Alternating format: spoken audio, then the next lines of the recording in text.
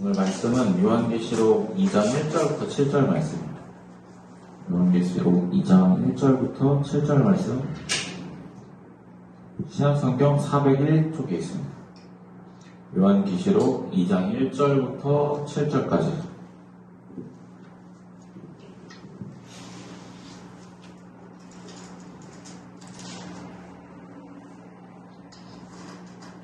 같이 하신 줄 알고 교독하신 후에 마지막 절 합독하겠습니다. 에베소 교회의 사자에게 편지하라. 오른손에 있는 7뼈를 붙잡고 7 금촛대 사이를 거니시는 이가 이르시되, 내가 네 행위와 수고와 네 인내를 알고 또 악한 자들을 용납하지 아니할 것과 자칭 사도라 하되 아닌 자들을 시험하여 그의 거짓된 것을 내가 드러낼 것과 또 내가 참고 내 이름을 위하여 견디고 게으르지 아니한 것을 아노라. 그러나 너를 책망할 것이 있나니 너의 처음 사랑을 버렸느니라. 그러므로 어디서 떨어졌는지를 생각하고 회개하여 처음 행위를 가지라. 만일 그리하지 아니하고 회개하지 아니하면 내가 내게 가서 내 촛대를 그 자리에서 옮기리라. 오직 내게 이것이 있으니 내가 너희와 강의 행위를 미워하는도다. 나도 이것을 미워하노라.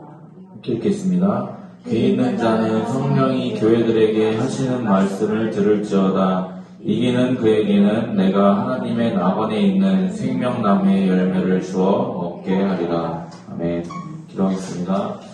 하나님 아버지, 또 이렇게 우리가 말씀 나눕니다. 주님, 말씀 전하는 자나 듣는 자나 모두 은혜 주시옵시고, 또한 예배 가운데 하나님을 우리가 바로 알고, 또 하나님께서 우리에게 주신 말씀이 무엇인지를 이해할 수 있는 지혜와 또 듣는 귀를 허락하여 주시옵소서.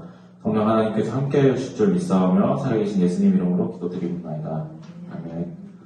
오늘 말씀 제목은 교회로서 그리고 그리스도인으로서 라는 제목으로 우리가 좀 말씀을 나눠보려고 해요. 우리가 2주 전이죠. 지난주에는 레위기였으니까 그 전전주에 이제 요한계시록 1장을 했었어요. 그때 했을 때 우리가 다뤘던 내용이 뭐였냐면, 이제 예수님이 이제 요한한테 환상으로 나타나셔서 여러 가지 이야기를 하시는 걸 이제 봤는데, 요한계시록은 이제 우리가 알다시피 여러 가지 막 상징들도 있고 막 예언들도 있기 때문에 사실 이해하기가 힘든 책이지만, 그 상징들이 분명히 다 이유가 있고 또 그렇게까지 어렵지 않은 뜻을 담고 있다라고 좀 이야기를 나눴어요. 먼저는 여러 가지 이야기 중에 이제 우리가 그때 나눴던 1장의 내용은 7 교회, 7 촛대, 그리고 7 별의 의미를 설명하고, 그 다음에 이제 예수님의 모습들을 이제 상징하는 표현들을 살폈어요. 그 표현들이 뭐였냐면, 주석같이 빛나는 발, 불꽃같이 빛나는 눈, 그리고 눈같이 흰 머리, 좌우에 날성검이 입에서 나오는 것 같다. 이런 표현들을 이제, 어떤 의미인지를 이제 나눴었는데, 다시 한번 정리를 하자면, 이런 상징들을 사용한 이유는 성도들이 말씀을 듣고 스스로 생각하고 상상해서 하나님의 말씀을 잘 이해할 수 있도록 하기 위해서 이런 상징들을 사용을 한 거거든요. 우리도 어떤 상황이나 동물 같은 모습, 아니면 음식물을 설명을 할 때 그냥 단순하게 설명하면 밋밋하고 어려울 때가 많아요. 이해하기 어려울 때가, 와닿지 않을 때가 많은데, 한번 생각을 해볼게요. 자, 오른쪽에 있는 게, 왼쪽에 있는 건 비둘기예요. 보통 비둘기를 상징하는 게 뭐죠? 우리 평화죠. 평화, 순결을 상징할 때 비둘기를 상징을 해요. 근데 우리가 이거 굳이 설명 안 하잖아요. 그냥 딱 봐도 아니까. 자, 반대로 이건 다른 걸로 보자면, 예를 들어서 이제 라면을 한번 설명을 한다고 해볼게요. 그러면 라면에 대해서 설명을 하는데, 이 사람한테 꼬부랑 면이랑 빨간 국물이 있어라고 하면은 우리가 대충 뭔지는 상상이 가잖아요. 꼬불꼬불한 면이면 사실 거의 라면이니까. 근데 이게 사실 생생하게 와닿지는 않아요. 근데 이걸 만약에 표현을 이렇게 바꾼다고 한번 생각을 해볼게요. 쫄깃하게 끓여진 면에 기름이 살짝 떠있고, 막 이렇게 육수 향도 나고, 막 매콤한 향도 나고, 막 입에서 막 침이 고여질 것 같아. 그리고 보기만 해도 막 매워 보이는 빨간 국물이야. 그러면 그냥 앞에 설명한 거랑 이거랑은 전혀 다르잖아요. 같은 라면에 대한 설명이라도 와닿는 게 전혀 다르단 말이에요. 근데 요한계시록의 상징들이 전부 다 그런 역할을 하는 거예요. 단지 우리한테는 이제 그때 당시에 쓰던 말들이라서 우리한테는 그 비유들이 그저 와닿지 않기 때문에 사실 이해하기 힘든 거지, 하나님 말씀이, 예수님이 하는 말씀들을 훨씬 생동감 있게 이해하기 위해서 이런 상징들을 사용한다라고 우리가 말씀을 나눴었어요. 성경은 우리가 이제 각 성경마다 좀 다른데 우리가 오늘 읽는 이 요한계시록의 경우는 사실 예언서면서 편지예요. 요한이라는 사도가 이제 소아시아에 있는 7교회에 보내는 편지예요. 그러면 편지다 그러면 보내는 사람이 있고 받는 사람이 있잖아요. 그러면 좀 전문적인 용어로 1차 독자라고 해요. 1차 수신자라고 해요. 받는 사람. 왜냐하면 요한이 그 교회한테 보내는 편지니까 1차적으로는 그들이 1차적인 독자다, 1차적인 수신자라고 이야기해요. 왜냐하면 그 상황 안에서 요한이 그 사람들한테 보내는 거니까. 근데 2차적으로는 이거예요. 하나님이 우리한테 보내는 편지.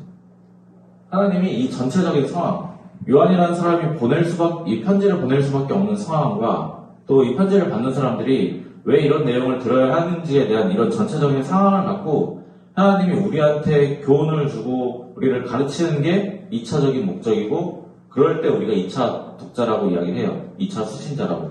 왜냐하면 요한이 그 교회들한테 쓴 편지지만 우리가 읽고 있잖아요, 지금. 그러면 이거는 요한이 그 교회들한테만 보낸 말이 아니라 하나님이 나한테 보낸 말이기도 하단 말이거든요. 그래서 우리가 성경을 읽을 때, 특히 이런 요한계시록 같은 성경을 읽을 때는 왜 이런 요한계시록이 쓰여졌는지, 누가 왜 어떻게, 어떤 상황에서 썼는지를 더 잘 알아야지 우리가 성경 말씀을 똑바로 이해할 수 있고 또 잘못된 해석을 우리가 하지 않을 수가 있어요. 우리가 지난주에 이단에 대해서 말씀을 나눴었거든요.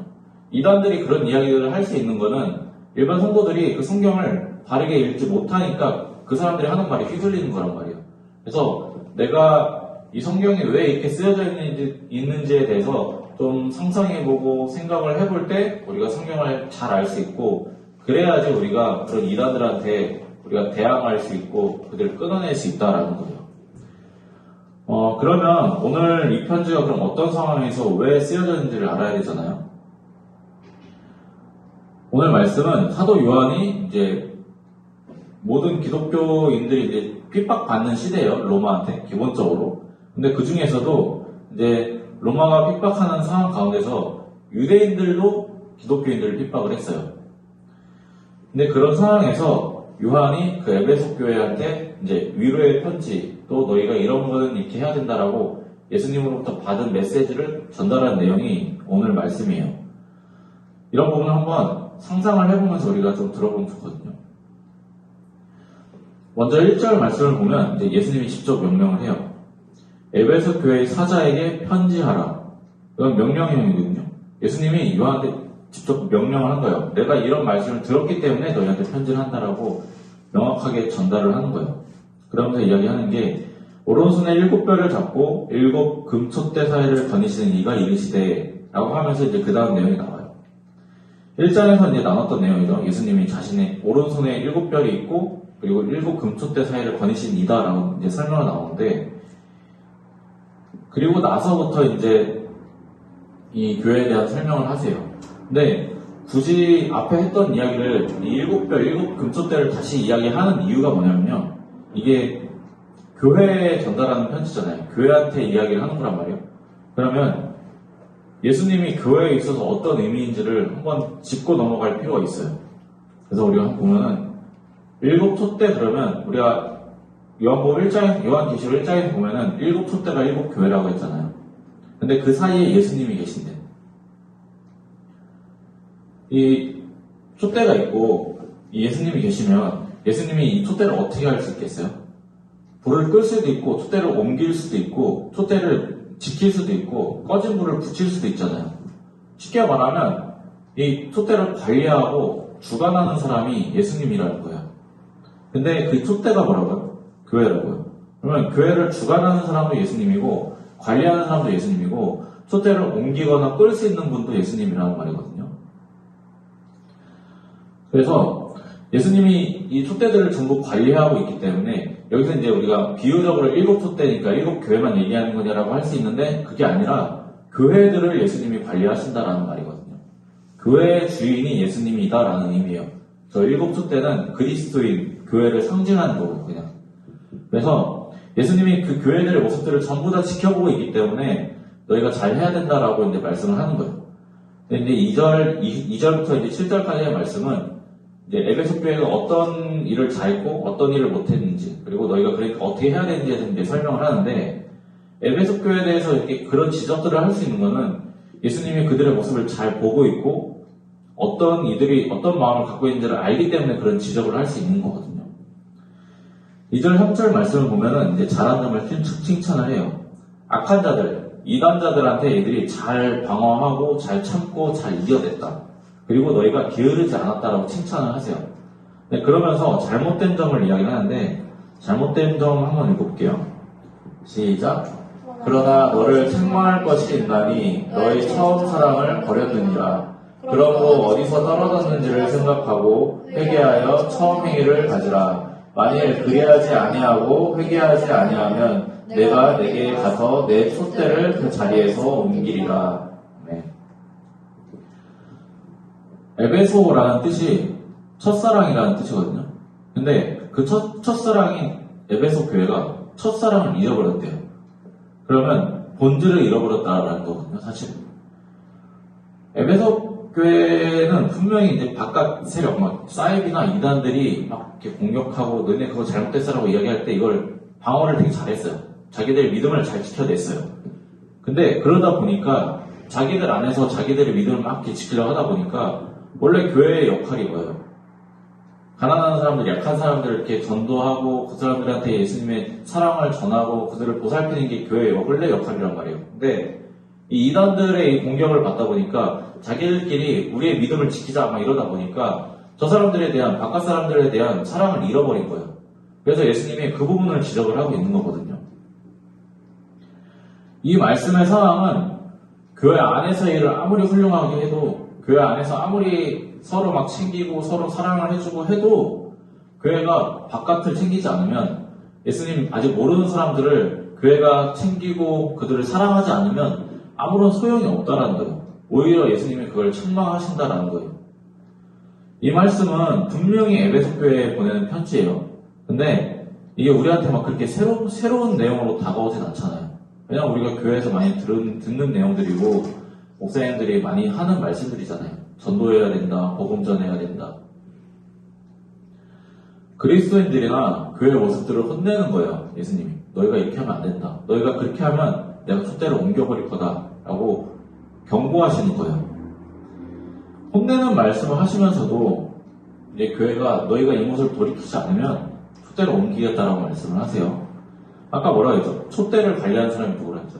예수님이라고 했잖아요. 촛대 사이를 거느린 이가 말씀하시되라고 했잖아요. 촛대 사이를 거느신 이가 예수님이란 말이에요.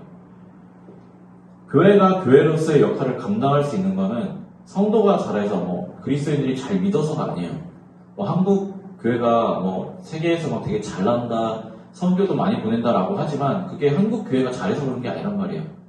예수님이 한국 교회를 잘 붙들어 주시니까 그렇게 되는 건데 만약에 그거를 우리가 잘해서 내가 잘해서 우리 교회가 잘해서라고 이야기를 한다면 그러면 주인이 어떻게 되죠?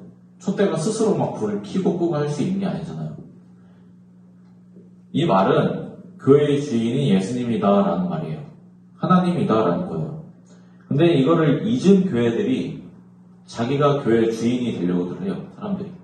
성도들이 자기들이 교회의 주인이 돼서 막 목사들을 막 내쫓고 막 바깥에서 오는 사람들을 막 안 받고 막 자기들끼리 막 끼리끼리 뭉쳐갖고 막 따돌리고 그 안에서 막 파벌이 갈리고 막 이런 일들이 생기는 거거든요. 왜냐하면 이 교회가 내 거라고 생각하니까. 에베소 교회를 통해서 말씀하시는 거는 처음 사랑을 회복해라라는 거거든요. 근데 처음 사랑이라는 게 아까 말했죠. 이웃을 사랑하는 거. 아직 하나님을 모르는 사람을 사랑하는 것. 그리고 이 말씀은 동시에 예수님의 명령을 기억해라라는 거예요. 왜냐면 애초에 교회를 처음 세운 게 베드로란 말이에요. 근데 예수님이 애초에 명령한 것도 예수님이에요. 베드로를 통해서 반석이 돼갖고 첫 교회가 세워지겠다라고. 다 예수님의 명령이고 예수님의 주관 하에 이루어진 건데 이 사람들이 그걸 잃어버리니까 처음에 세운 사람의 그 의지를 잃어버리고 나니까 본질이 뒤틀렸잖아요. 원래 목적을 잃어버렸잖아요. 음식이 먹는 게 아니라 막 전시하는 걸로 끝나면 그거 썩어버리잖아요. 음식은 먹으라고 있는 건데. 그것처럼 교회가 교회의 본질을 잃어버리면 망가지고 썩게 된다는 거예요. 교회를 자기 걸로 생각하는 사람들은 예수님을 자기보다 위에 세우려고 해요. 자, 기본적으로 이거예요. 예수님 밑에 교회가 있고, 예수님 밑에 그리스도인이 있고, 예수님 밑에 주회종들, 뭐 목사님, 장로님, 뭐 집사님들이 있는 거예요. 근데 악한 그리스도인들, 이 사람들은 자기들이 예수님 위에 있거나 자기랑 예수님이랑 같은 위치에 둬요. 그러면 이 사람들이 교회랑 그리스도인들, 주회종들을 어떻게 다룰까요? 내가 주인이니까 저 사람들 함부로 대하는 거예요. 내가 주인이니까 내 교회 마음대로 하는 거예요. 근데 이거를 보고 예수님은 어떻게 하신다고요? 촛대를 옮겨버리신다고요. 이런 사람들이 자기가 예수님보다 높이 있다고 생각하는 사람, 아니면 내가 교회 주인이라고 생각하는 사람들이 예수님 말씀 지킬까요? 성경 말씀 지킬까요? 지킬 리가 없잖아요.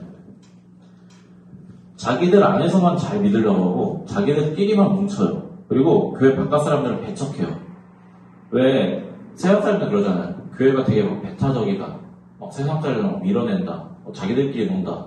근데 예수님은 그러라고 한 적이 없단 말이에요. 근데 교회 사람들이 자기들끼리 놀고 자기들끼리 막 세상 사람들을 막 이렇게 판단하고 정죄하는 것들은 자기들이 교회의 주인이고 내가 믿는 하나님이 그냥 나만 믿는 하나님이기 때문에 그렇게 되는 거예요.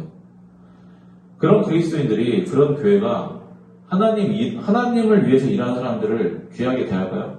진짜 진심으로 하나님을 위해서 일하는 사람들을? 안 그래요. 목사님, 전도사님을 얘기하는 게 아니라 진짜로 나는 하나님이 나를 사랑해 주셨다는 걸 믿고 진짜 교회를 위해서 진짜 예수님 복음 전하겠다고 일하는 사람들을 오히려 그런 사람들이 괴롭혀요. 못 살게 굴고. 이런 사람들은 사랑도 없고 희생도 없고 그냥 자기 이익만을 위한 일들을 할 뿐이에요. 교회 안에서조차. 그저 하나님을 위해서 일하는 사람들조차도 그냥 자기들 종 부리듯이 부리고요. 이런 것들이 교회 안에서가 아니라 회사, 사회에서 나가서도 똑같이 그들을 대한단 말이에요. 외국의 선교사님들이 우리나라 와서 죽어가면서 막 말씀 전한다라고 우리가 듣잖아요. 근데 우리가 지금도 잘 알고 있는 대학교들 많이 있잖아요. 근데 이 학교들이 누가 세웠었죠? 선교사님들이 세웠거든요. 근데 선교사님들이 이 못 사는 나라 와갖고 굳이 자기들 목숨 버려가면서 돈 버려가면서 시간 버려가면서 인생 버려가면서 왜 학교를 만들고 왜 병원을 짓고 왜 그렇게 했을까요? 이분들이 뭐 돈이 남고 시간이 남아서 이렇게 한 게 아니란 말이에요. 사랑 전하려고 자기들이 받은 하나님의 사랑과 예수님 사랑 전하겠다고 학교 짓고 교회 짓고 밥 먹이려고 노력하고 그 사람들이 위생 상태 바꿔내고 사회를 바꾸려고 노력을 한 거란 말이에요. 다른 나라에 가서. 지금 우리나라 선교사님들 다른 나라에 가서 그렇게들 하시잖아요.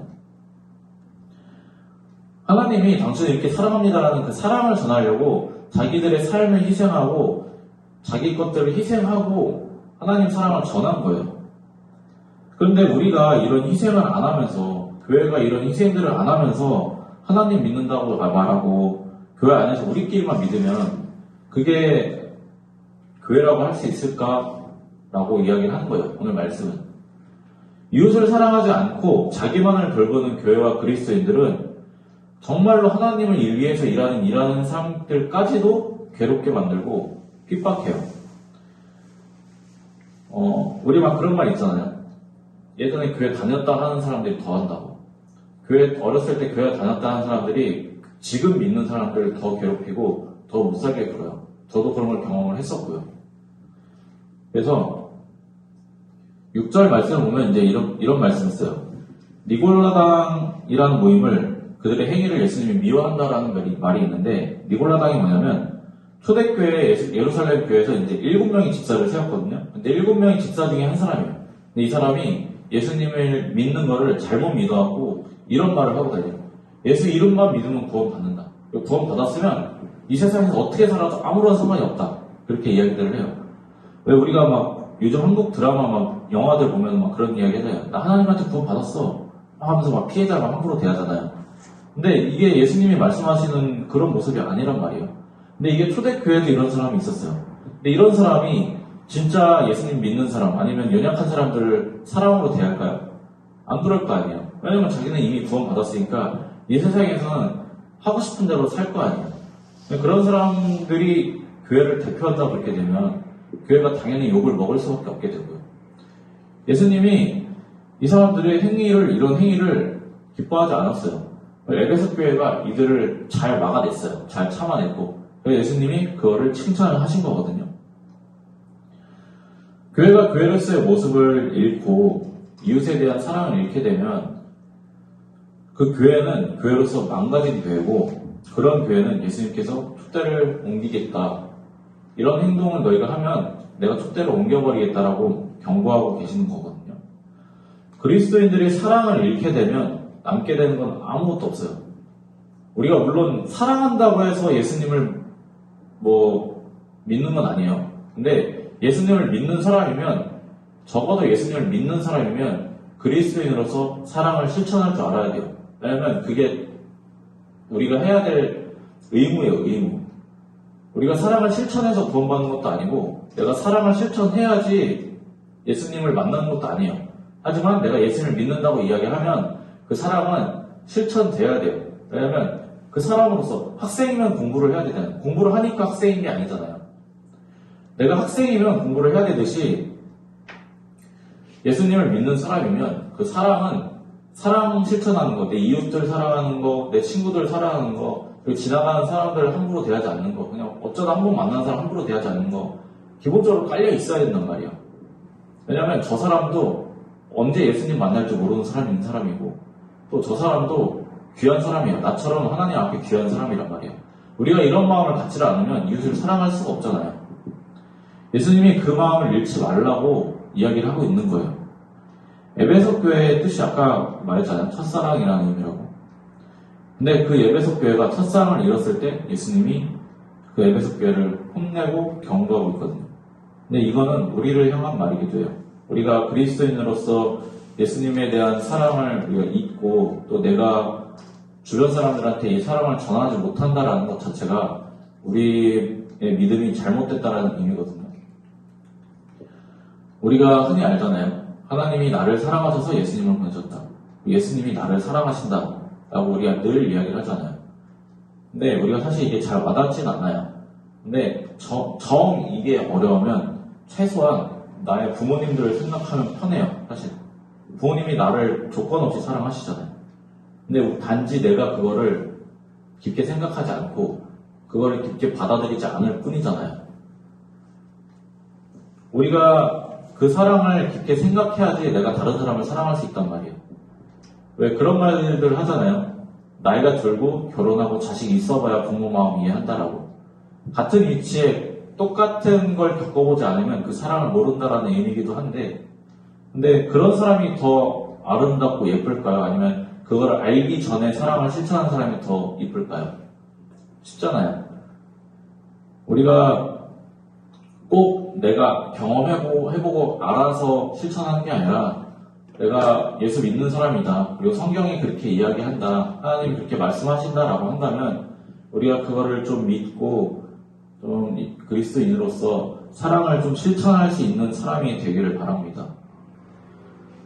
그냥 단순히 사랑하는 게 아니라 진짜 저 사람을 소중히 생각하고 저 영혼을 소중히 생각하면 우리가 그 사람 소중히 대할 수밖에 없거든요.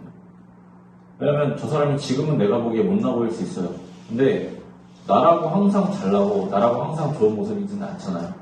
그런 것처럼 저 사람도 지금은 내가 보기에 모자라 보일 수 있지만 저 사람도 분명히 하나님이 보시기엔 귀한 사람이고 저 사람도 누군가의 자녀고 또 누군가의 가족이잖아요. 근데 그 사람을 내가 함부로 대한다는 것 자체가 내가 하나님으로부터의 사랑을 함부로 한다는 거예요. 우리가 그 사랑을 잊게 되면 예수님께서 직접 책망하실 거예요. 오늘 말씀이 그렇잖아요. 에베소 교회가 첫사랑을 잃어버렸다 그러니까 예수님이 직접 에베소 교회를 책망하신단 말이에요. 근데 우리가 예수님 하면 뭐예요?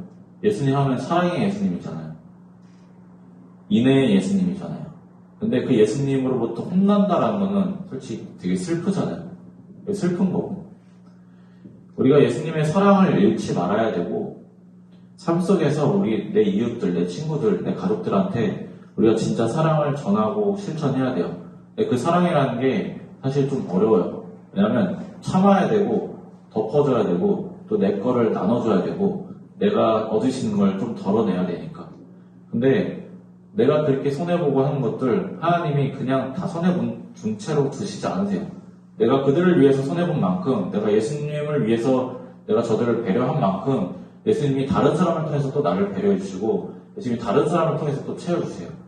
하나님의 사랑을 믿는 사람이라면 내가 하나님의 사랑을 위해서 배려하면 하나님도 나를 배려해 주실 거라는 믿을 거 아니에요. 우리가 그 사랑을 좀 믿고 의지하셨으면 좋겠습니다. 그래서 예수님 앞에 섰을 때 우리가 좀 칭찬받는 그리스도인들 되기를 예수님의 이름으로 축복합니다.